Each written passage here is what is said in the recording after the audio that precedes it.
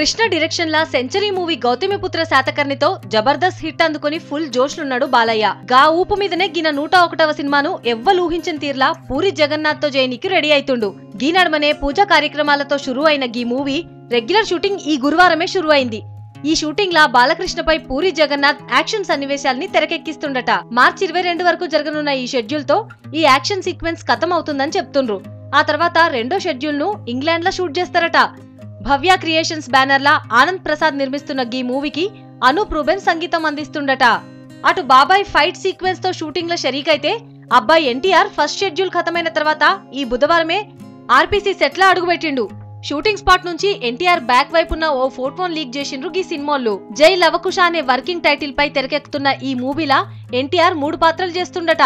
వీటిల్లా ఒకటి negative shades ఉన్న character అని చెప్తుండ్రు, ఇంకోటి అదుర్స్ తరహా ఆచారి పాత్ర, మూడోది పోలీస్ క్యారెక్టర్ అని చెప్తుండ్రు. రాశి ఖన్నా, నివేదా థామస్ హీరోయిన్లుగా నటిస్తున్న గీ మూవీలా రకుల్ ఒక ఐటమ్ సాంగ్ చేస్తుందట.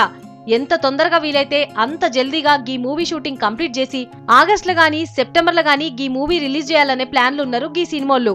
ఏమైనా శానా దినాల తర్వాత బాబాయ్ అబ్బాయిలు 1 డే గ్యాప్ల తర్వాత షూటింగ్ లో షరీక్ అవ్వడు చూసి నందమూరి ఫ్యాన్స్ మస్తు ఖుషి అవుతుండ్రు.